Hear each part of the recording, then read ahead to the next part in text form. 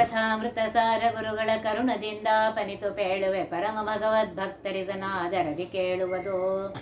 ಕಡು ಕರುಣೆ ನೀನೆಂದರಿದು ಹೇರೊಡಲ ನೆನೆಸುವೆ ನಿನ್ನಡಿಗೆ ಬೆಂಬಿಡದೆ ಪಾಲಿಸು ಪರಮ ಕರುಣಾ ಸಿಂಧು ಎಂದೆಂದು. ನಡುವೆ ಬರುತ್ತೆಪ್ಪ ವಿಘ್ನವ ತಡೆದು ಭಗವನ್ನಾಮ ಕೀರ್ತನೆ ನುಡಿದು ನುಡಿಸೆನ್ನಿಂದ ಪ್ರತಿ ದಿವಸದಲ್ಲಿ ಮರೆಯದಲೆ. ಅನಂತಾದ್ರೀಶ್ವರು ಬರೆದಿರುವಂತಹ ವೆಂಕಟೇಶ ಪಾರಿಜಾತದಲ್ಲಿ ಇವತ್ತು 2ನೇ ಅಧ್ಯಾಯ.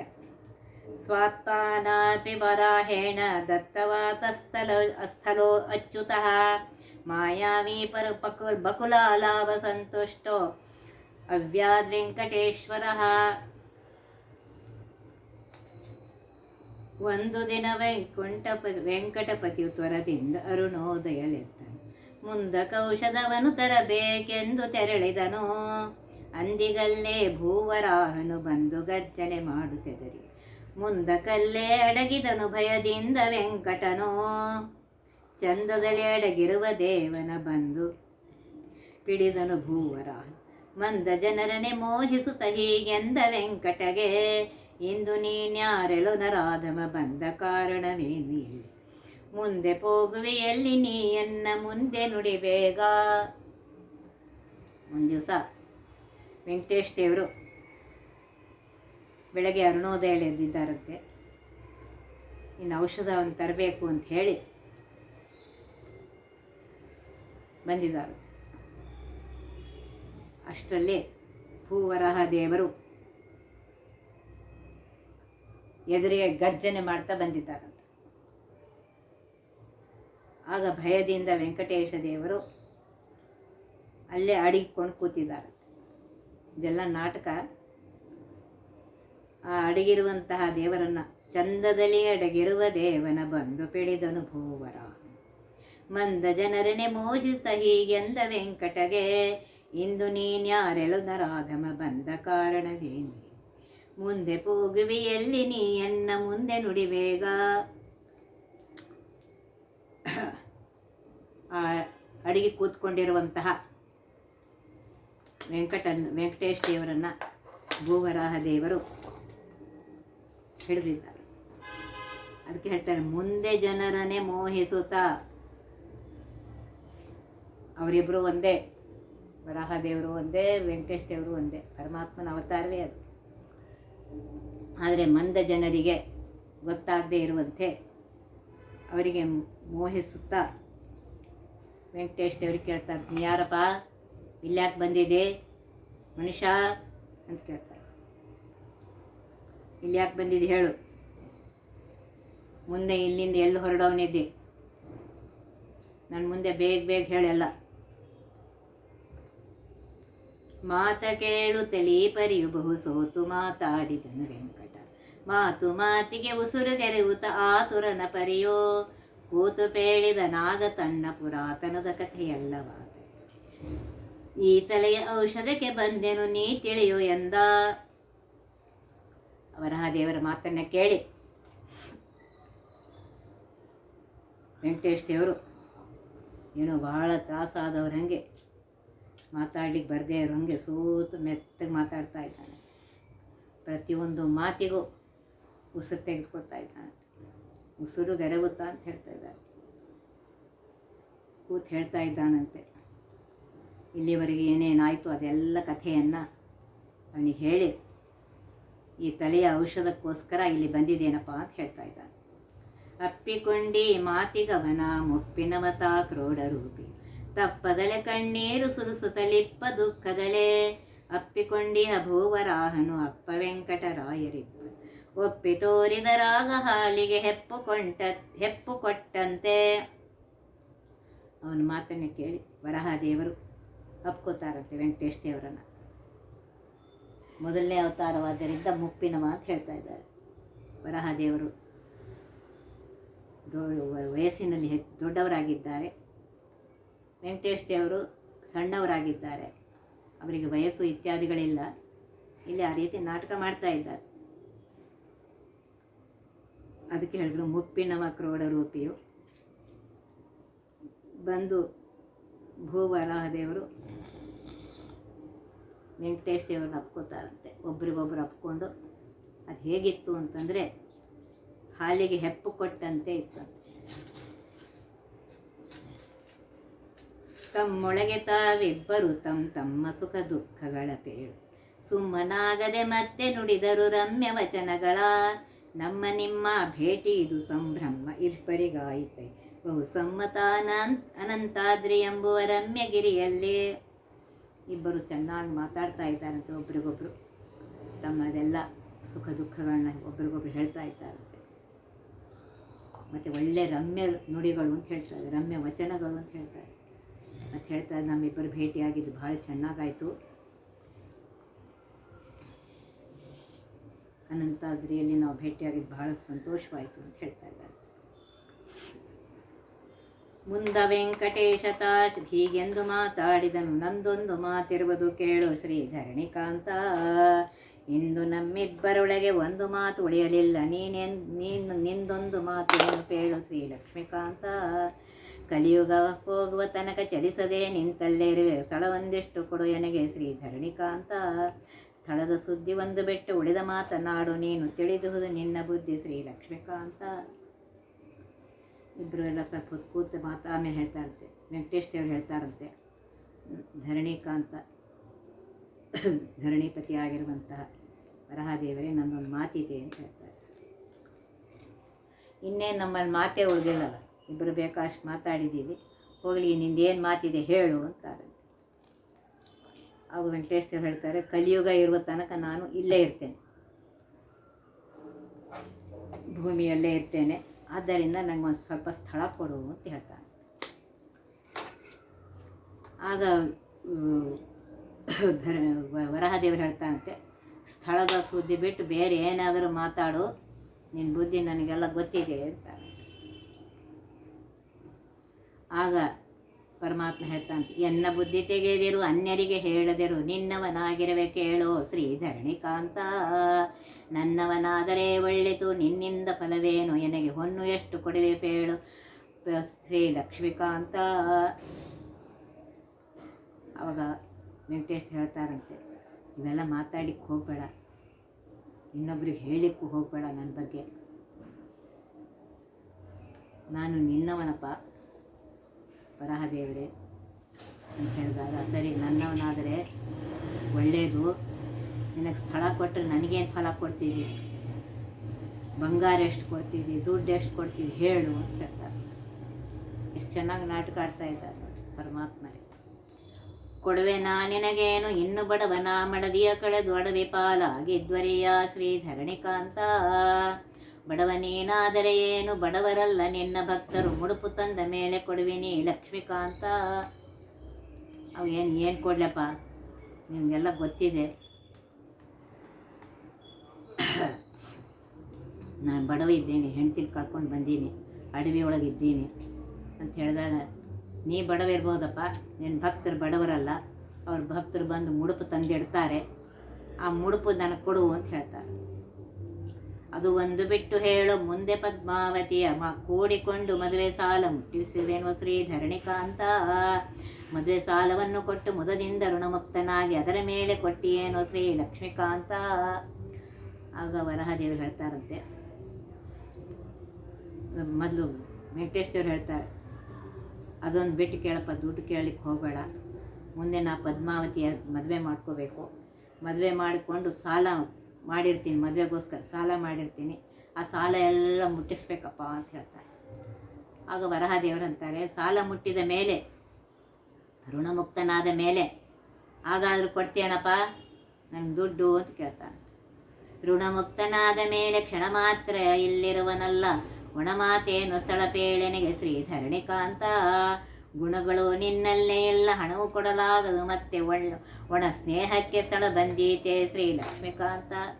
ಏನೋ ದುಡ್ಡು ಕೊಡಂಗಿಲ್ಲಂತೆ, ಸ್ನೇಹಕ್ಕೆ ಇದು ಬೆಲೆನೂ ಕೊಡಂಗಿಲ್ಲಂತೆ, ಏನೂ ಕೊಡಂಗಿಲ್ಲಂತೆ, ಹಾಗೆ ಹಣ ದುಡ್ಡು ಕೊಡಂತ ಹೇಳ್ತಿದೆ, ಒಣ ಸ್ನೇಹಕ್ಕೆ ಸ್ಥಳ ಬರ್ತದೇನೋ ಅಂತ ಕೇಳಿದ. ಮುಂಚಿದ್ದ ಈ ಸ್ಥಳವು ಮತ್ತೆ ಮುಂಚಿನಂಗಿರುವುದು ಅಲ್ಲೇ, ಚಂಚನಾಗಲು ಬೇಡ ಶ್ರೀಧರಣಿಕಾಂತ. ವಂಚಕ ನೀ ಸರಿಯೋ ಒಂದು ಕೊಡದ ಲೋಭಿ ಒಳ್ಳೆ ಹಂಚಿಕೆಯವನು ನೀನು ಲಕ್ಷ್ಮೀಕಾಂತ.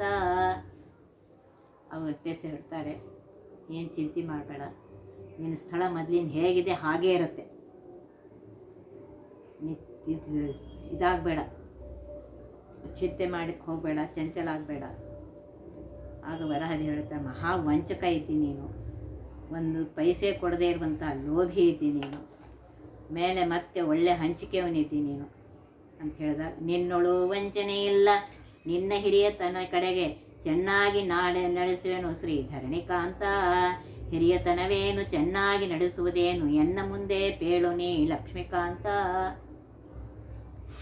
ಆಗ ವೆಂಕಟೇಶ್ವರ ಹೇಳ್ತಾರಂತೆ, ನಾವು ವಂಚನೆ ಮಾಡ್ತಾ ಇಲ್ಲ, ನಿನ್ನ ಹಿರಿಯತನ ನಿಂಗಿದ್ದೇ ಇರುತ್ತೆ, ಅದನ್ನು ಸರಿಯಾಗಿ ನಡೆಸ್ಕೊಂಡು ಹೋಗ್ತೀನಿ ಅಂತ ಹೇಳ್ತಾನೆ. ಆಗ ವರಹದೇವರು ಕೇಳ್ತಾರಂತೆ, ಹಿರಿಯತನ ಅಂದ್ರೇನು, ಚೆನ್ನಾಗಿ ನಡೆಸುವುದೇನು ಅನ್ನಂಗೆ ಸರಿಯಾಗಿ ಹೇಳಪ್ಪ ಅಂತ ಹೇಳ್ತಾರೆ.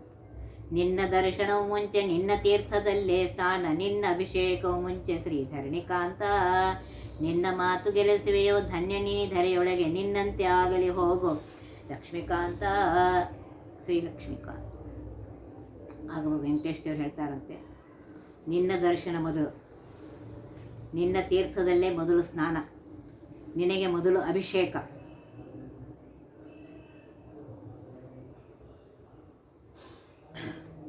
ಅಂತ ಹೇಳಿದಾಗ ವರಾಹದೇವರು ಹೇಳ್ತಾರಂತೆ, ಆಗಲಿ ನಿನ್ನ ಮಾತು ನೀ ಗೆಲ್ಲಿಸ್ತೀರಿ, ಧನ್ಯನಿದ್ಯಪ್ಪ ಭೂಮಿಯೊಳಗೆ, ನಿನ್ನಂತೆ ಆಗಲಿ ಹೋಗ್ಕೊಡ್ತೀನಿ ಅಂತ ಹೇಳ್ತಾರೆ. 100 ಪಾದ ಅಳದು ಕೊಡು ನೀನೆಗೆ ಸ್ವಾಮಿ ಪುಷ್ಕರಣಿಯ ತೀರದಲ್ಲೇ ಇರುವೆ ನಾನು ಶ್ರೀಧರಣಿಕಾಂತ. 3 ಪಾದದಿಂದ ಹಿಂದಕ್ಕೆ 3 ಲೋಕವನ್ನು ಗೆದ್ದೆ, 100 ಪಾದಕ್ಕಂತೂ ಎಷ್ಟೋ ಶ್ರೀ ಲಕ್ಷ್ಮೀಕಾಂತ. ಆಗ ವೆಂಕಟೇಶ್ವರ ಕೇಳ್ತಾರಂತೆ, 100 ಪಾದ ಭೂಮಿ ಬೇಕು, ಸ್ವಾಮಿ ಪುಷ್ಕರಣಿಯ ತೀರದಲ್ಲೇ ಇರಬೇಕು ಅನ್ನೋದು ಅಂತ ಹೇಳಿದಾಗ, ಆಗ ವರಹದೇವರು ಅಂತಾರಂತೆ, ಹಿಂದೆ 3 ಪಾದದಿಂದಲೇ ವಾಮನಾವತಾರದಲ್ಲಿ 3 ಪಾದದಿಂದ 3 ಲೋಕವನ್ನು ಗೆದ್ದುಬಿಟ್ಟೆ, ಇನ್ನು 100 ಪಾದದಿಂದ ಏನು ಮಾಡ್ತೀಯಪ್ಪ, 3 ಪಾದಕ್ಕೆ ಎಷ್ಟಾಗತ್ತೆ ಅಂತ ಕೇಳ್ತಾರೆ. ಮತ್ಯಾಕಿ ಪರಿ ಮಾತಾಡಿವೆ ಹೊತ್ತು ಬಹಳ ಆಯಿತು ಎನಗೆ, ಪಥ್ಯಕ್ಕೆ ತಡವಾಯಿತೇಳು ಶ್ರೀಧರಣಿಕಾಂತ. ಹೀಗೆಲ್ಲ ಮಾತಾಡಬೇಡಪ್ಪ, ನನಗೆ ಪಥ್ಯ ಮಾಡಬೇಕು, ಆ ಪಥ್ಯಕ್ಕೆ ತಡವಾಗಿದೆ ಅಂತ ಹೇಳ್ತಾರೆ. ಸತ್ಯ 100 ಪಾದ ಸ್ಥಳವು ಕ್ಲಪ್ತ ಮಾಡಿ ಕೊಟ್ಟೆ ನಿನಗೆ, ಸ್ವಸ್ಥದಿಂದ ಇರು ಹೋಗೋ ಶ್ರೀ ಲಕ್ಷ್ಮೀಕಾಂತ. ಹೇಳ್ತಾ, ಆಗಲೇ 100 ಪಾದ ಭೂಮಿ ಕೇಳಿದೆ, 100 ಪಾದ ಭೂಮಿಯನ್ನು ಕೊಡ್ತೇನೆ, ಆರಾಮ್ ಸೇರಿ ಇರು ಅಂತ ಹೇಳ್ತಾರೆ. ಸ್ವಸ್ಥದಿಂದಿರುವೆನೆ ಹಂಗೆ ಪಥ್ಯದಡಿಗೆ ಮಾಡುವಂಥ ಹೆತ್ತ ತಾಯಿ ಇಲ್ಲವೋ ಎನಗೆ ಶ್ರೀಧರಣಿಕಾಂತ. ಹೆತ್ತ ತಾಯಿಯ ಪರಿಯಾಗಿ ನಿನಗೆ ಪಥ್ಯದಡಿಗೆ ಮಾಡುವುದಕ್ಕೆ ಮತ್ತೆ ಬಕುಲಾವತಿಯ ಕೊಡುವೆ ಶ್ರೀ ಲಕ್ಷ್ಮೀಕಾಂತ. ಹೆಂಗೆ ಆರಾಮಿರ್ತೀನಪ್ಪ, ಹೆಂಗೆ ಸ್ವಸ್ಥ ಇರ್ತೇನೆ, ನನಗೆ ಪಥ್ಯದ ಅಡುಗೆ ಮಾಡುವಂಥ ಹೆತ್ತ ತಾಯಿ ಇಲ್ಲ, ಹಡೆದ ತಾಯಿ ಇಲ್ಲ. ಅದಕ್ಕೆ ವರಹದೇವರು ಹೇಳ್ತಾರೆ, ಚಿಂತೆ ಮಾಡಬೇಡ, ಹಡೆದ ತಾಯಿಯಂತೆ ನಿನ್ನ ಪಥ್ಯದ ಅಡುಗೆ ಮಾಡುವುದಕ್ಕೆ ಬಕುಲಾವತಿಯನ್ನು ಕೊಡ್ತೇನೆ ಅಂತ ಹೇಳ್ತಾರೆ. ಇಂಥ ಗಾಯಮಾಯೋ ತನಕ ಜೇನುತುಪ್ಪ ಸ್ವಾಮಿಯನ್ನು ಸಂತತ ಬೇಕೆಲ್ಲ ಎನಗೆ ಶ್ರೀಧರಣಿಕಾಂತ. ಚಿಂತಾಮಣಿಗೆ ಸರಿಯಾದಂಥ ಅನಂತ ಇದ್ದ ಮೇಲೆ ಚಿಂತೆ ಯಾಕೆ, ಅದನ್ನು ಕೊಡುವೆ ಶ್ರೀ ಲಕ್ಷ್ಮೀಕಾಂತ. ಸರಿಯಪ್ಪ, ಈ ಗಾಯ ಮಾಯುವುದಕ್ಕೆ ಜೇನುತುಪ್ಪ ಬೇಕು, ಸಾಮೆಯ ಅನ್ನ ಬೇಕು, ಒಂದು ದಿವಸ ಅಲ್ಲ ಯಾವಾಗಲೂ ಬೇಕದು, ಏನು ಮಾಡಲಿ ಅಂತಾರೆ ವೆಂಕಟೇಶ್ವರು. ಆಗ ವರಹದೇವರು ಹೇಳ್ತಾರೆ, ಈ ಅನಂತಾದ್ರಿ ಹೇಗಿದೆ ಅಂದರೆ ಚಿಂತಾಮಣಿ ಅಂತಿದೆ, ನೀನು ಕೇಳಿದ್ದೆಲ್ಲ ಇಲ್ಲಿ ಸಿಕ್ಕತ್ತೆ, ಚಿಂತೆ ಮಾಡಬೇಡ ಅಂತ ಹೇಳ್ತಾರೆ. ಧರಡಿಯ ರಮಣಯಿ ಪರಿಬೇಡಿದ್ದು ಕೊಟ್ಟು ತಿರುಗಿದನು ಸ್ವಸ್ಥಳಕ್ಕೆ, ಸಿರಿದೇವಿಯರ ಸತಾಂ ತೆರಳಿದನು ಸ್ವಾಮಿ ಪುಷ್ಕರಣಿಯ ತೀರಕ್ಕೆ, ಸರಸದಲ್ಲಿ ಮುಂದಲ್ಲೇ ಇರುವ ನಿತ್ಯದಲ್ಲಿ ಪರಮ ಭಕತುಳಾಗಿರುವ ಬಕುಲಾವತಿಯ ಕರದಿಂದ ಪಥ್ಯ ಸ್ವೀಕರಿಸುತ್ತಲೇ ನಿತ್ಯದಲ್ಲಿ ಸುರತಾನಂತಾಖ್ಯ ಗಿರಿಯಲ್ಲಿ ಇರುವವನ ಕರುಣದಿಂದಲೇ ಮುಗಿಯಿತು ಇಲ್ಲಿಗೆ 2 ಅಧ್ಯಾಯ. ಈ ರೀತಿಯಾಗಿ ಭೂಪತಿಯಾಗಿರುವಂತಹ ಭೂದೇವಿ ರಮಣನಾಗಿರುವಂತಹ ವರಹದೇವರು ವೆಂಕಟೇಶ ದೇವರು ಕೇಳಿದಂತಹ ಜಾಗವನ್ನು ಕೊಟ್ಟು ತಮ್ಮ ಜಾಗಕ್ಕೆ ಹೋಗ್ತಾರೆ, ತಮ್ಮ ಸ್ವಸ್ಥಳಕ್ಕೆ ಹೋಗ್ತಾರೆ. ಆಗ ಲಕ್ಷ್ಮೀಪತಿಯಾಗಿರುವಂತಹ ಪರಮಾತ್ಮ ಸ್ವಾಮಿ ಪುಷ್ಕರಣಿಯ ತೀರದಲ್ಲಿ ಮುಂದೆ ಯಾವಾಗಲೂ ಇರ್ತಾ ಇದ್ದಾನೆ ಅಂತ ಹೇಳ್ತಾ ಇದ್ದಾರೆ. ಆಗ ಪರಮ ಭಕ್ತಳಾಗಿರುವಂತಹ ಬಕುಲಾದೇವಿ ತನ್ನ ಕೈಯಿಂದ ಮಾಡಿರುವಂತಹ ಆ ಪಥ್ಯದ ಅಡಿಗೆಯನ್ನು ನಿತ್ಯದಲ್ಲಿ ಸ್ವೀಕಾರ ಮಾಡುತ್ತಾ ಆ ತಿರುಪತಿ ಬೆಟ್ಟದಲ್ಲಿ ಪರಮಾತ್ಮ ಇದ್ದಾನೆ ಅಂಥೇಳಿ 2 ಅಧ್ಯಾಯ ಮುಗಿಸ್ತಾ ಇದ್ದಾರೆ. ಜನ್ಮನ ಆಕಾಶನಂದ ವಸುದಾನಾಗ್ರಜಾ ನಿಜಾನ್ ಪದ್ಮಾವತಿ ಪದ್ಮಭವ ವನಕ್ರೀಡಾರತಾವತಾತ್.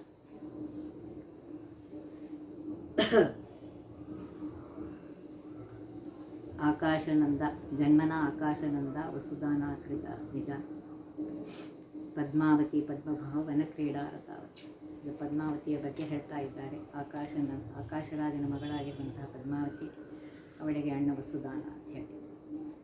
ಚಂದದಲ್ಲಿ ವೆಂಕಟಗೆ ಮುಂದೆ ಪದ್ಮಾವತಿಯ ಸಂದರ್ಶನವಾದದ್ದು ಸಂಧಾನ ತರಬೇಕು ಎಂದು ಪದ್ಮಾವತಿಯ ತಂದೆ ಕಥೆ ಸ್ಮೃತಿಗೆ ತಂದು ಅದು ವಿಸ್ತಾರದಿಂದ ಪೇಳುವೆನು. ಚಂದ್ರವಂಶದಳೊಬ್ಬ ಚಂದಾದ ನೃಪಸುಧರ್ಮನೆಂದು ಇರುವನು, ಅಮಗೆ ಮುಂದೆ 2 ಸುತರು ಚಂದದಡಿ ಆಕಾಶನೆಂದು ಹಿರಿಯಗೆ ತಾ ಮುಂದೆ ಕಿರಿಯನು ತೋಂಡಮಾನ ನೆನೆಸುವನು. ಈ ಅಧ್ಯಾಯದಲ್ಲಿ ಪದ್ಮಾವತಿಯ ವೆಂಕಟೇಶ ದೇವರ ಸಂದರ್ಶನ ಹೇಗಾಯಿತು ಅನ್ನುವುದನ್ನು ಹೇಳುವುದಕ್ಕೋಸ್ಕರ ಪದ್ಮಾವತಿಯ ಕಥೆಯನ್ನು ಇಲ್ಲಿ ವಿಸ್ತಾರದಿಂದ ಹೇಳ್ತಾ ಇದ್ದೇನೆ ಅಂತ ಹೇಳ್ತಾ ಇದ್ದಾರೆ. ಚಂದ್ರವಂಶದಲ್ಲಿ ಸುಧರ್ಮ ಅಂತ ಒಬ್ಬ ರಾಜ ಇದ್ದ. ಅವನಿಗೆ 2 ಮಕ್ಕಳು. ಆಕಾಶ ಅನ್ನುವನು ಹಿರಿಯನಾದವನು, ಆಮೇಲೆ ತೋಂಡಮಾನ ಅನ್ನುವನು ಸಣ್ಣವನು. ಆ ಕಾಲಕ್ಕೊಂದು ದಿನ ಆಕಾಶ ನೃಪಚಿತ್ತ ವ್ಯಾಕುಲದಿ ಹೀಗೆ ಚಿಂತಾಕುಲನಾಗಿರುತ್ತಿರುವ ತೋಕಗಳು ಇಲ್ಲೆಂದು ಶೋಕದಲ್ಲಿ ಕಣ್ಣೀರು ಹಾಕಿ ಸ್ಮರಿಸುತ್ತ ದೇವಲೋಕ ಗುರುವ. ಆ ಕ್ಷಣಕ್ಕೆ ಗುರುದೇವ ಲೋಕದಿಂದಲೇ ಬಂದು ಯಾಕೆ ಸ್ಮರಿಸಿದೆಯನ್ನ ನೀ ಕಾಲದಲ್ಲಿ ಏನು ಬೇಕು ಬೇಡಲೋ ನೇನು ನಾ ಕೊಡುವೆನೆಂದನು. ಆಕಾಶ ನೃಪ ತನ್ನ ಶೋಕವನ್ನು ನುಡಿದ. ಆಗ ಆಕಾಶರಾಜ ಹೇಳ್ತಾನೆ, ಒಂದು ದಿವಸ ಮನಸ್ಸಿನಿಂದ ಚಿಂತಿತನಾಗಿ ನನಗೆ ಮಕ್ಕಳಿಲ್ಲ ಅಂತ ಹೇಳಿ ಚಿಂತೆ ಮಾಡ್ತಾ ಇದ್ದಾನೆ. ಆಗ ದೇವಲೋಕದ ಗುರುವು ಬಂದು ಕೇಳ್ತಾರೆ, ಯಾಕಪ್ಪ ಸ್ಮರಣೆ ಮಾಡಿದಿ ನನ್ನನ್ನು, ಯಾಕೆ ಚಿಂತೆ ಮಾಡ್ತಾ ಇದ್ದಿ, ಏನು ಹೇಳು ಅಂತ ಹೇಳ್ತಾರೆ. ಏನು ಬೇಡಲಿ ಗುರುವೆ, ನಾನು ಬಲು ಪಾಪಿಷ್ಟ, ಏನು ಇದ್ದೇನು ಸಂತಾನ ಮುಂದೆನಗಿಲ್ಲ, ಏನು ಪೂರ್ವದಲಾಗ ನಾನು ಮಾಡಿದ ಪಾಪ ಏನು ತಿಳಿಯುವುದು ಎನಗೆ ನೀನೆ ಪೇಳೋ. ಹೀನ ಬುದ್ಧಿಯಲ್ಲಿ ಪರಮಾನವರ ಮಕ್ಕಳನ್ನ ಕೊಲಿಸಿದೆನೇನು, ದಾನ ಪಾತ್ರೆಗೆ ಫಲ ದಾನ ಮಾಡಲಿಲ್ಲೇನು, ಏನು ಕಾರಣವು ಸಂತಾನ ಕಣ್ಣಿಲಿ ಕಾಣೆ ನಾನು ಅಯ್ಯಯ್ಯೋ ಹೇಳ್ತಾ ಇದ್ದಾರೆ. ಅಪ್ಪ ಗುರುಗಳೇ, ಏನು ಹೇಳಿ, ನಾನು ಮಹಾಪಾಪಿಷ್ಟ ಇದ್ದೀನಿ, ನನಗಿನ್ನೂ ಸಂತಾನವೇ ಆಗಿಲ್ಲ. ಹಿಂದಿನ ಜನ್ಮದಲ್ಲಿ ನಾನು ಏನು ಪಾಪ ಮಾಡಿದ್ದೇನೋ ತಿಳಿತಾ ಇಲ್ಲ. ಹಿಂದಿನ ಜನ್ಮದಲ್ಲಿ ನಾನು ಇನ್ನೊಬ್ಬರ ಮಕ್ಕಳನ್ನು ಕೊಲಿಸಿದ್ದೇನೇನು, ಅಥವಾ ದಾನ ಪಾತ್ರೆಗೆ ದಾನ ಮಾಡಲಿಲ್ಲೇನು, ಯಾವ ಕಾರಣದಿಂದ ನಮ್ಗೆ ಸಂತಾನ ಆಗಿಲ್ಲ ಹೇಳ್ರಪ್ಪ ಅಂತಾನೆ. ಅದರಿಂದ ನೋಡಿ, ದಾನ ಪಾತ್ರೆಗೆ ದಾನ ಮಾಡಬೇಕು, ಇನ್ನೊಬ್ಬರ ಮಕ್ಕಳಿಗೆ ಏನು ತ್ರಾಸು ಕೊಡ್ಲಿಕ್ಕೆ ಹೋಗಬಾರ್ದು. ಮಕ್ಕಳಿದ್ದರೆ ರಾಜ್ಯ, ಮಕ್ಕಳಿದ್ದರೆ ಮನೆಯು, ಮಕ್ಕಳಾಡಿದರೆ ಬಹಳ ಕರತೆ ಜೀವಕ್ಕೆ, ಮಕ್ಕಳಿಲ್ಲದೆ ಮತ್ತೆ ಮಿಕ್ಕರಸ ಪದವ್ಯಾಕೆ, ಮಕ್ಕಳಿದ್ದರೆ ಎಲ್ಲ ಸೌಖ್ಯವೆನಿಸುವುದು.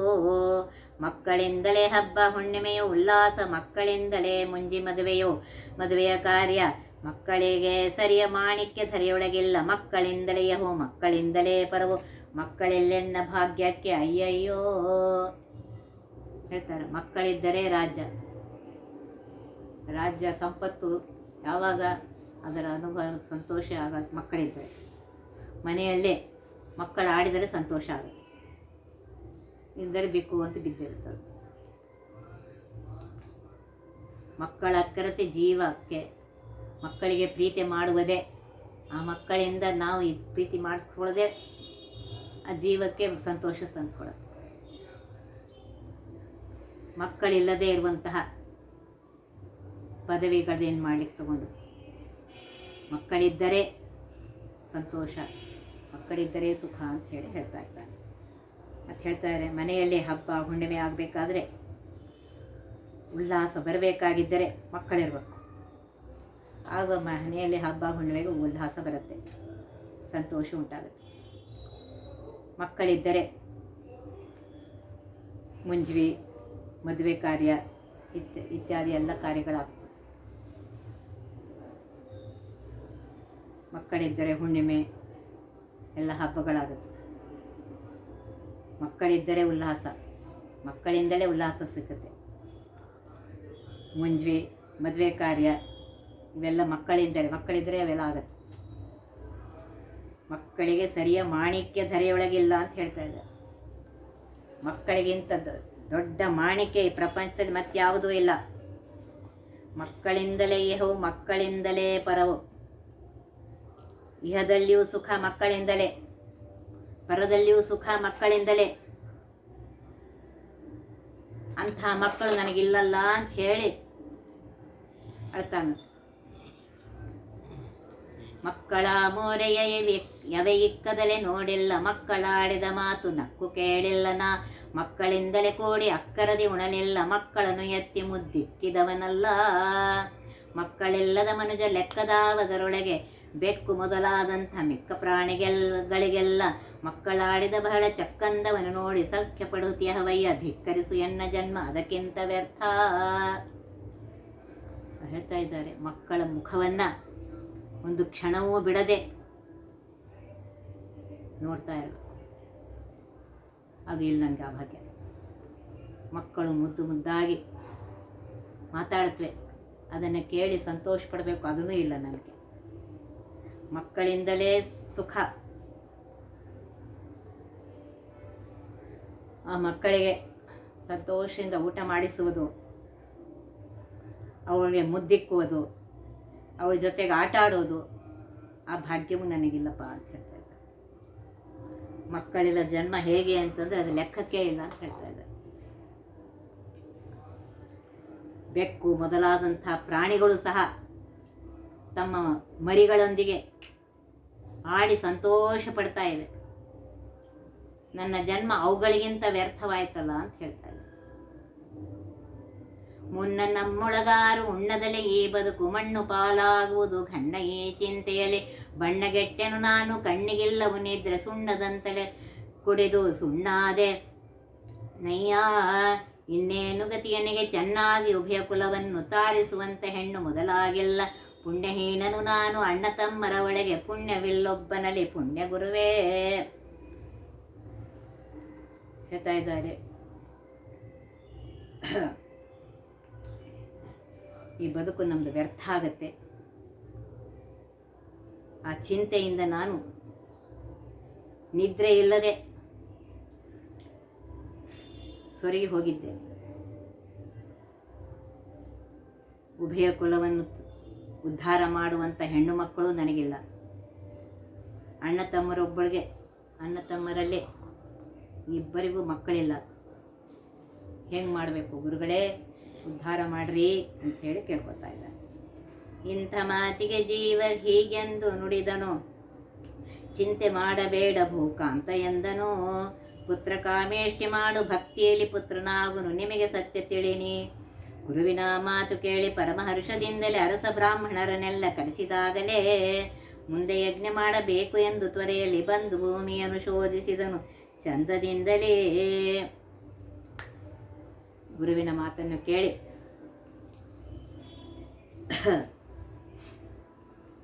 ಆಗ ಗುರುಗಳು ಹೇಳ್ತಾರೆ, ಚಿಂತೆ ಮಾಡಬೇಡಪ್ಪ. ಯಾಕೆ ಚಿಂತೆ ಮಾಡ್ತಿ? ಪುತ್ರ ಕಾಮಿಷ್ಟಿ ಯಜ್ಞವನ್ನು ಮಾಡು, ನಿನಗೆ ಪುತ್ರರಾಗ್ತಾರೆ ಅಂತ ಹೇಳ್ತಾರೆ. ಗುರುಗಳ ಮಾತನ್ನು ಕೇಳಿ ಬಹಳ ಸಂತೋಷದಿಂದ ಆಕಾಶ ರಾಜ ಬ್ರಾಹ್ಮಣನೆಲ್ಲ ಕರೆಸ್ತಾರೆ. ಮುಂದೆ ಯಜ್ಞ ಮಾಡಬೇಕು ಎಂದು ತ್ವರೆಯಲ್ಲಿ ಬಂದು ಭೂಮಿ ಶೋಧಿಸಿದನು ಚಂದದಿಂದಲೇ. ಚೆಲುವನೇಗಿಲ ಜಗ್ಗಿ ಎಳೆವ ಕಾಲಕ್ಕೆ ಹೊಳೆವ ಪದ್ಮ ಬಂತು ಅಲ್ಲೇ ಸುಳಿದು ಮೇಲಕ್ಕೆ. ಯಜ್ಞ ಮಾಡಬೇಕು ಅಂತ ಹೇಳಿ ಭೂಮಿಯನ್ನು ಶೋಧಿಸ್ತಾರೆ. ಆ ನೇಗಿಲ ಎಳೆಯುವ ಕಾಲಕ್ಕೆ, ಭೂಮಿಯಿಂದ ಎಳೆಯುವ ಕಾಲಕ್ಕೆ ಒಂದು ಹೊಳೆಯುವ ಪದ್ಮ ಹೊರಗೆ ಬರುತ್ತೆ. ಇರುವಳೊಬ್ಬಲ್ಲೆ ಮತ್ತೆ ಪರಮ ಸುಂದರಿ, ಅರಸ ನೋಡಿ ಬೆರಗಿ ನಿಂತ ಸ್ಮರಿಸಿ ಪರಿಪರಿ, ಕಾಣಿಸದಲೆ ಗಗನದಲ್ಲಿ ವಾಣಿಯಾಯಿತು, ಕಾಣದಿದ್ದರು ಸಕಲ ಪ್ರಾಣಿ ಕೇಳಿತು. ಆ ಭೂಮಿಯಿಂದ ಒಂದು ಪದ್ಮ ಬಂದಿದೆ, ಆ ಪದ್ಮದಲ್ಲಿ ಅತ್ಯಂತ ಸುಂದರಳಾಗಿರುವಂತಹ ಒಂದು ಮಗು ಇದೆ. ರಾಜ ನೋಡಿ ಆಶ್ಚರ್ಯದಿಂದ ನಿಂತಿದ್ದಾನೆ. ಅಷ್ಟರಲ್ಲಿ ಆಕಾಶವಾಣಿ ಆಗುತ್ತಂತೆ. ಆ ಆಕಾಶವಾಣಿ ಎಲ್ಲರಿಗೂ ಕೇಳಿಸುತ್ತಂತೆ. ಇನ್ನು ಚಿಂತೆ ಮಾಡಬೇಡ ಧನ್ಯರಸನೇ, ನಿನ್ನ ಮಗಳು ಎಂದು ತಿಳಿಯೋ ಚೆನ್ನಾಗಿ ನೀನು. ಇಂದಿನ ಆರಭ್ಯ ಕ್ಲೇಶ ಹಿಂದೆ ಬಿಡುವೆಯೋ, ಮುಂದೆ ಮುಂದಕ್ಕಿನ್ನು ಆನಂದ ಬಿಡುವೆಯೋ. ಇವತ್ತಿನಿಂದ ರಾಜ ಚಿಂತೆ ಮಾಡಬೇಡ, ನಿನಗೆ ಬರೀ ಇನ್ನು ಆನಂದವೇ ಇದೆ, ಚಿಂತೆ ಮಾಡಬೇಡ ಅಂತ ಹೇಳ್ತಾ ಇದ್ದಾರೆ. ಇವಳು ನಿನ್ನ ಮಗಳು ಅಂತ ತಿಳ್ಕೊಂಡು ಇವಳನ್ನು ಚೆನ್ನಾಗಿ ಬೆಳೆಸು ಅಂತ ಹೇಳ್ತಾರೆ. ಗಗನವಾಣಿಯನ್ನು ಕೇಳಿ ಅರಸಲಗು ಬಗೆಯಲ್ಲಿ ಮಗಳನ್ನೆತ್ತಿಕೊಂಡ ನಾಗ ಮುಗುಳು ನಗೆಯಲೇ, ತಂದೆ ಮಗಳ ಜನ್ಮದಿಂದ ಪದ್ಮದಿಂದ ತಿಳಿದನು, ಮುಂದೆ ಪದ್ಮಾವತಿ ಎಂದು ಕರೆದನು. ಆಕಾಶವಾಣಿಯನ್ನು ಕೇಳಿ ಆಕಾಶ ರಾಜ ಅತ್ಯಂತ ಸಂತೋಷದಿಂದ ಆ ಮಗುವನ್ನು ಎತ್ಕೊಳ್ತಾನೆ. ಮಗುಳಿನ ಮಗನ ನಗುತ್ತಾ ಎತ್ಕೊಳ್ತಾನೆ. ಆಕಾಶ ರಾಜ ಮಗಳಿಗೆ ಪದ್ಮಾವತಿ ಅಂತ ಹೆಸರಿಡ್ತಾನೆ. ಯಾಕೆ ಅಂದರೆ ಪದ್ಮದಲ್ಲಿ ಹುಟ್ಟಿದ್ದರಿಂದ ಪದ್ಮಾವತಿ ಅಂತ ಹೆಸರಿಡ್ತಾನೆ. ಮಗಳ ಕಾಲಗುಣದೆ ಮುಂದೆ ಮಗನೂ ಆದನು, ಮಗನ ಕರೆದ ವಸುದಾನನೆಂದು ಗಗರಾಜನು. ತಕ್ಕವಾಗಿ ಅರಸಗಿಗೆ ಮಕ್ಕಳಾದರು, ಸೌಖ್ಯದಿಂದ ಮುಂದೆ ದಿನ ದಿನಕ್ಕೆ ಬೆಳೆದರು. ಮಗಳು ಹುಟ್ಟಿದ ಮೇಲೆ ಮಗಳ ಕಾಲ್ಗುಣದಿಂದ ಆಕಾಶ ರಾಜನಿಗೆ ಮಗನಾಗ್ತಾನಂತೆ. ಆ ಮಗನಿಗೆ ವಸುದಾನ ಅಂತ ಹೆಸರಿಡ್ತಾನಂತೆ. ಈ ರೀತಿಯಾಗಿ ಆಕಾಶ ರಾಜನಿಗೆ ಮಕ್ಕಳಾಗ್ತಾರೆ. ಸಂತೋಷದಿಂದ ಆ ಎರಡೂ ಮಕ್ಕಳು ದಿನ ದಿನಕ್ಕೆ ಬೆಳೀತವೆ. ಬಂತು ಯೌವನವ ಭೂ ಕಾಂತಪುತ್ರಿಗೆ, ಬಂತು ಆಗ ಮತ್ತೆ ಬಹಳ ಚಿಂತೆಯ ರಸಗೆ. ಅಂಥ ಮಕ್ಕಳಿಗಿನ್ನು ತಕ್ಕಂಥ ಪುರುಷನು ಪ್ರಾಂತದೊಳಗೆ ಇಲ್ಲ, ದಿವ್ಯ ಕಾಂತಿವಂತನು. ಅವಾಗ ಹೇಳ್ತಾನಂತೆ, ಮಗಳು ಬೆಳೀತಾ ಯೌವನಳಾಗಿದ್ದಾಳೆ. ಆಗ ರಾಜನಿಗೆ ಚಿಂತೆ ಆಗ್ತಂತೆ, ಇಷ್ಟು ಸುಂದರಳಾಗಿರುವಂತಹ ಮಗಳಿಗೆ ವರ ಸಿಗಬೇಕಲ್ಲ, ಚಿಂತೆ ಮಾಡ್ತಾ ಕೂತಂತೆ. ಇವಳು ಅತ್ಯಂತ ಸುಂದರಳಾಗಿದ್ದಾಳೆ, ತಕ್ಕಂಥ ಪುರುಷ ದಿವ್ಯ ಕಾಂತಿವಂತನಾಗಿರುವಂತಹ ಪುರುಷ ಸಿಗಬೇಕು ಅಂತ ಚಿಂತೆ ಮಾಡ್ತಾನೆ. ಎಂತು ನೋಡಲಿನ್ನು ಹುಡುಕಿ ಶ್ರಾಂತನಾದೆನು, ಚಿಂತೆಯೊಳಗೆ ಬಿದ್ದು ಮುಂದೆ ಪ್ರಾಂತಗಾಣೆನು. ಅಂತರಂಗದೊಳು ಹೀಗೆಂದು ಅನುದಿನ ಚಿಂತಿಸಿದನು, ಮರೆತು ಅನಂತಾದ್ರೀಶನ. ಎಲ್ಲ ಕಡೆಗೆ ಇವ್ರು ಸರಿಯಾದ ವರ ಸಿಗ್ತಾನೇ ಇಲ್ಲಲ್ಲ, ಎಲ್ಲಿ ಹುಡುಕ್ಲಿ ಇನ್ನು. ಚಿಂತೆಯೊಳಗೆ ಬಿದ್ದು ಮುಂದೆ ದಾರಿ ಕಾಣದೆ ಕೂತಿದ್ದಾನಂತೆ. ಆವಾಗ ಮನಸ್ಸಿನಲ್ಲಿ ಪರಮಾತ್ಮನ ಚಿಂತೆ ಮಾಡ್ತಾ ಇದ್ದಾನೆ. ಮನಸ್ಸಿನಲ್ಲಿ ಮಾಡ್ತಾನೆ. ಆಗ ಪರಮಾತ್ಮ ಹೇಳ್ತಾನಂತೆ, ಅನಂತಾದ್ರೀಶನ ಮರೆತು ಚಿಂತೆ ಮಾಡ್ತಾ ಇದ್ದೆ, ಆ ಪರಮಾತ್ಮ ನೆನೆಸು, ನಿನಗೆಲ್ಲ ಒಳ್ಳೆಯದೇ ಆಗುತ್ತೆ ಅಂತ ಹೇಳ್ತಾ ಇದ್ದಾನೆ. ಒಂದಾನ ಒಂದು ದಿನ ಮುಂದೆ ಪದ್ಮಾವತಿಯು ಚಂದಾದ ಕುಸುಮಗಳ ಎಂದು ಮುಡಿಯಲು ಬೇಕು ಎಂದು ಸಖಿಯರ ಕೋಡೆ ಮುಂದೆ ವನಕ್ಕೆ ಹೋಗಬೇಕೆಂದು ಶೃಂಗರಿಸಿದಳು ಚಂದದಿಂದ. ಇಂದು ಮುಖಿ ತನ್ನಳತೆಯಿಂದಿರುವ ಕನ್ನಡಿಯ ಮುಂದಿರಿಸಿ ನೋಡುತ್ತಲೇ ಮುಂದೆ ರತ್ನದ ಹೆಣೆಗೆ ಹಿಂದೆಕ್ಕೆ. ನೋಡಿ ಎಷ್ಟು ಚೆನ್ನಾಗಿ ಹೇಳ್ತಾ ಇದ್ದಾರೆ. ಪದ್ಮಾವತಿ ವನಕ್ಕೆ ಹೋಗಬೇಕು ಅಂತ ಹೇಳಿ ಚೆನ್ನಾಗಿ ಶೃಂಗಾರ ಮಾಡ್ಕೊಂಡಿದ್ದಾಳೆ. ಒಳ್ಳೆ ಮುಡಿಯಲ್ಲಿ ಹೂಗಳನ್ನು ಮುಡ್ಕೊಂಡಿದ್ದಾಳೆ. ತನ್ನಷ್ಟೇ ಎತ್ತರ ಇರುವಂತಹ ಕನ್ನಡ ಮುಂದೆ ನಿಂತುಕೊಂಡು ಚೆನ್ನಾಗಿ ಹಿಕ್ಕೊಂಡು ಶೃಂಗಾರ ಮಾಡ್ಕೊಂಡಿದ್ದಾಳೆ. ಕೆತ್ತಿಸಿದ ರಾಗುಟಿಯ ಒತ್ತಿ ಮೇಲೆ ಹಾಕಿ ಹತ್ತತ್ತಿದಳು. ಅದರ ಹಿಂದೆ ಸುತ್ತಾದ ಚೌರಿಯನ್ನು ಮತ್ತೆ ಮಸಾಲ್ವಿಡೆದು ಎತ್ತೆತ್ತು ಕೇತಕಿಗಳನ್ನು ಒತ್ತಿ ಹೆಣದಳು. ಗೊಂಡೆ ಮತ್ತೆ ತುದಿಗೆ ಗೊಂಡೆಯನ್ನು ಹಾಕಿ ಹೆರಳಿಗೆ ರಾಗುಟಿ ಇತ್ಯಾದಿಗಳನ್ನು ಹಾಕಿ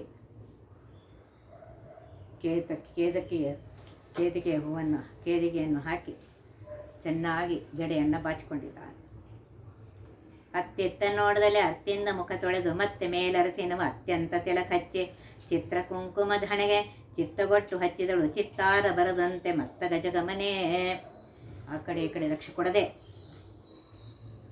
ಚೆನ್ನಾಗಿ ಮುಖವನ್ನು ತೊಳ್ಕೊಂಡು ಮೇಲೆ ಅರಿಶಿಣ ಹಚ್ಕೊಂಡು ಅದರ ಮೇಲೆ ಕುಂಕುಮವನ್ನು ಹಚ್ಚಿಕೊಂಡು,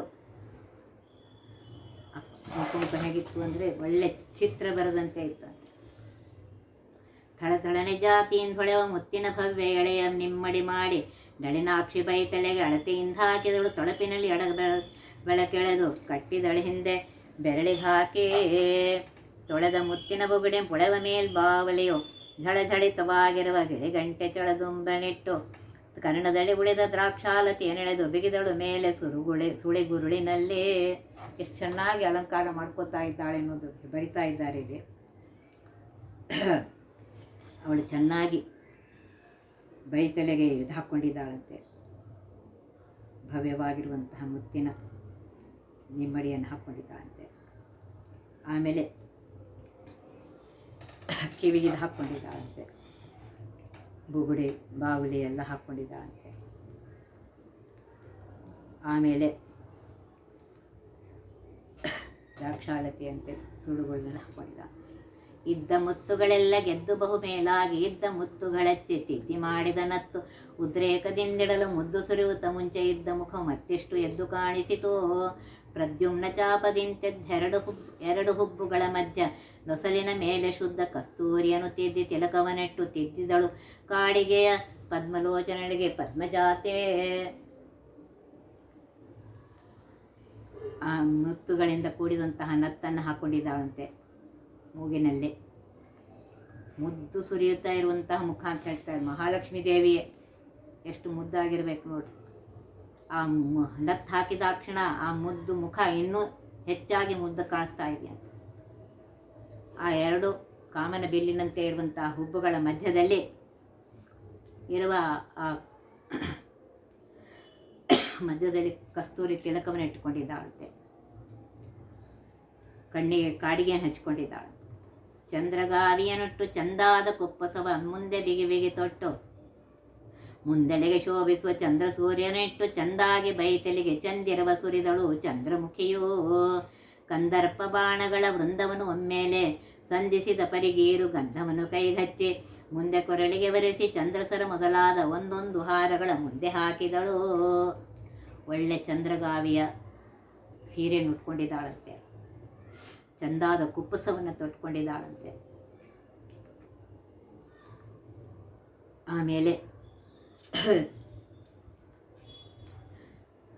ಚಂದಮುಖಿಯು ಅಂತ ಹೇಳ್ತಾ ಇದ್ದಾರೆ. ಸುಂದರಳಾದ ಮಹಾಲಕ್ಷ್ಮಿ ಪದ್ಮಾವತಿಯು ಗೇರು ಗಂಧವನ್ನು ಕೊರಳಿಗೆ ಹಚ್ಕೊಂಡಿದ್ದಾಳಂತೆ. ಒಳ್ಳೆ ಹಾರಗಳನ್ನು ಹಾಕ್ಕೊಂಡಿದ್ದಾಳಂತೆ ಕೊರಳಲ್ಲಿ, ಚಂದ್ರಹಾರ ಇತ್ಯಾದಿಗಳು. ಕಟ್ಟಿ ಕೊರಳಿಗೆ ಚಿಂಚೆ ಪಟ್ಟಿ ಸರ ಮುತ್ತು ಮೊಯಲಿಟ್ಟು ಚಿಂತಾಕವನ್ನು ಕಟ್ಟಿ ಗೆಜ್ಜೆಯ ಟೀಕೆ ಕಟ್ಟಾಣಿಯನ್ನು ಮತ್ತೆ ಕಟ್ಟಿ ತಾಯಿ ಮುತ್ತು ಇಟ್ಟು ಮೋಹನ ಮಾಲೆ ಶ್ರೇಷ್ಠ ಪದಕ ಬಟ್ಟ ಕುಚಗಳ ಮೇಲೆ ದಟ್ಟ ಗೋಧಿಯ ಸರು ತಿಟ್ಟ ಏಕಾವಳಿಯ ಇಟ್ಟು ಪುತ್ಥಳಿ ಸರು ಅಷ್ಟಸರಗಳನ್ನೆಲ್ಲ ಮೆಟ್ಟಿ ಮೇಲೆ ಮೆರೆವಂಥ ಶ್ರೇಷ್ಠ ಸರಿಗೆ ಎತ್ತರಿಸಿ ಇಟ್ಟಳಾಕೆ. ನೋಡ್ರಿ ಎಲ್ಲ ಥರದ ಹಾರಗಳು ಹೇಳ್ತಾ ಇದ್ದಾರೆ. ಗೆಜ್ಜೆ ಟೀಕೆ ಕಟ್ಟಾಣಿ ಹಾಕ್ಕೊಂಡಿದ್ದಾಳಂತೆ, ಮೋಹನ ಮಾಲೆ ಹಾಕ್ಕೊಂಡಿದ್ದಾಳಂತೆ, ಗೋಧಿ ಸರ ಹಾಕ್ಕೊಂಡಿದ್ದಾಳಂತೆ, ಏಕಾವಳಿ ಸರ ಹಾಕ್ಕೊಂಡಿದ್ದಾಳಂತೆ, ಪುತ್ಥಳಿ ಸರ ಹಾಕ್ಕೊಂಡಿದ್ದಾಳಂತೆ. ಆ ಎಲ್ಲ ಹಾಕ್ಕೊಂಡು ಸರಿಗೆಯನ್ನು ಹಾಕ್ಕೊಂಡಿದ್ದಾಳಂತೆ. ವಂಕಿತೋಳಿಗೆ ಹರಡಿ ಕಂಕಣವು ಕೈಗೆಟ್ಟು ಟೊಂಕದಲ್ಲಿ ವಡ್ಯಾಣ ಬಿಂಕದಲ್ಲಿ ಬಿಗಿದೆಟ್ಟು ಪಂಕಜಾಕ್ಷಿಯು ಮುಂದಲಂಕರಿಸಿದಳು ಪಾದ ಪಂಕಜಂಗಳಿಗೆ ಅಹಂಕಾರದಿಂದ ಪಂಕದಿಂದೆಟ್ಟು ಅಕಳಂಕ ರುಳಿಕಾಲ್ ಗಡಗ ಪಂಕಜಾವತಿ ತಾನು ಕುಂಕುಮನೆ ಮಾಡುತ್ತಲೇ ಬಿಂಕದಲ್ಲೇ ನಡೆವಾಗ ಝಂಕರಿಸುವಂತ ಬಹು ಕಿಂಕಣಿ ಪೈಜಾಣಿ ಇಟ್ಟಳಾಕೆ. ಇನ್ನು ಕೈಗೆ ಕಂಕಣವನ್ನು ಇಟ್ಕೊಂಡಿದ್ದಾಳಂತೆ, ಟೊಂಕದಲ್ಲಿ ವಡ್ಯಾಣವನ್ನು ಕಟ್ಕೊಂಡಿದ್ದಾಳಂತೆ, ಕಾಲನ್ನು ಅಲಂಕರಿಸ್ಕೊಂಡಿದ್ದಾಳಂತೆ, ಕಾಲಿಗೆ ರುಳಿ ಕಾಲ್ಗಡಗ ಹಾಕ್ಕೊಂಡಿದ್ದಾಳಂತೆ. ಅವಳು ನಡೀತಾ ಇರಬೇಕಾದ್ರೆ ಅವು ಗೆಜ್ಜೆ ಇತ್ಯಾದಿಗಳು ಶಬ್ದ ಮಾಡ್ತಾ ಇವೆ.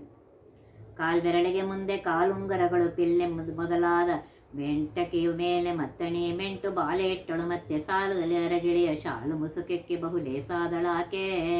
ಕಾಲ ಕಾಲಕ್ಕೆ ಮಡಚಿ ಬಾಲೆಯರು ಕೊಟ್ಟ ತಾಂಬೂಲವನ್ನು ಮೆಲ್ಲುತ್ತಲೆ ಸಾಲ ಗೆಳತಿಯರ ಕೋಡೆ ಬಾಳ ಹರ್ಷದಿ ಗೆಜ್ಜ ಕಾಲ ಕುಣಿಸುತ್ತ ತನ್ನ ಆಲಯದಿ ಹೊರಟಳ ಕಾಲದಲ್ಲೇ ಕಾಲುಂಗುರ ಹಾಕ್ಕೊಂಡಿದ್ದಾಳಂತೆ, ಪಿಲ್ಲೆ ಹಾಕ್ಕೊಂಡಿದ್ದಾಳಂತೆ,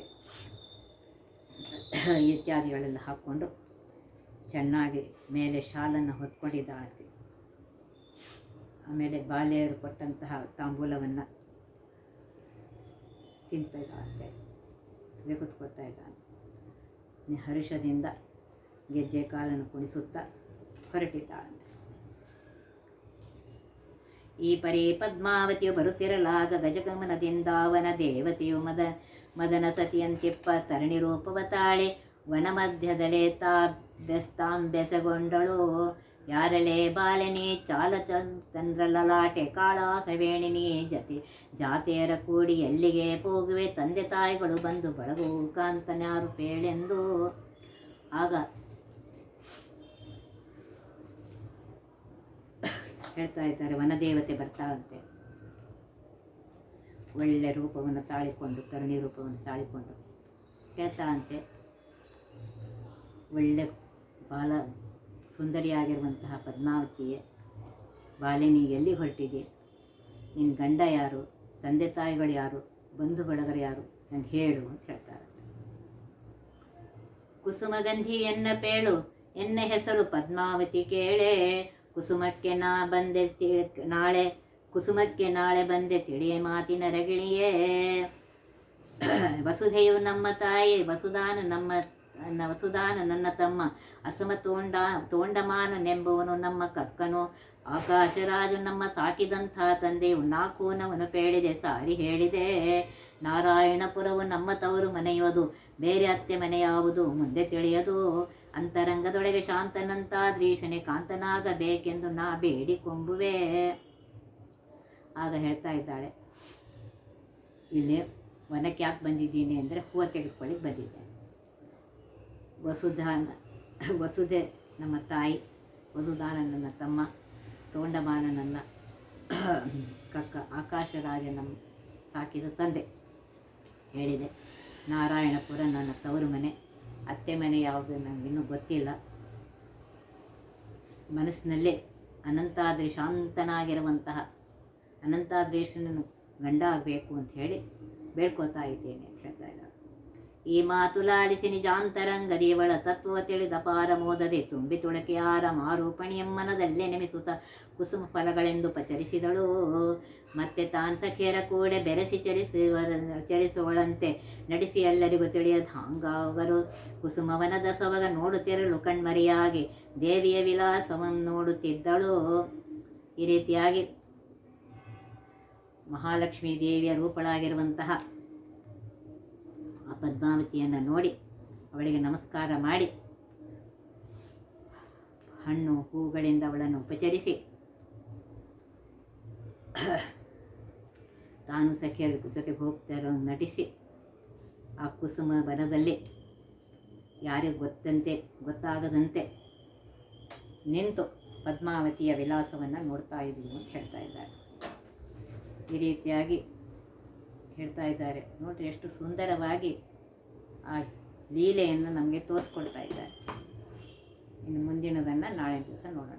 ಒತ್ತಿ ವಿಘ್ನಗಳ ಕಳೆದಪ ಮೃತ್ಯುವಿಗೆ ಮೆರೆ ಮಾಡಿ ಕಾಲನ ದೂತರಿಗೆ ಭೀಕರವ ಪಟ್ಟಿಸಿ ಸಕಲ ಸಿದ್ಧಿಗಳ ಒತ್ತಿಗೊಳ್ಳಿಸಿ ವನರು ಹೇಕ್ಷಣ ನೃತ್ಯ ಮಾಡುವರವರ ಮನೆಯೊಳು ನಿತ್ಯ ಮಂಗಳ ಹರಿಕಥಾಮೃತ ಸಾರ ಪಠಿಸುವರ.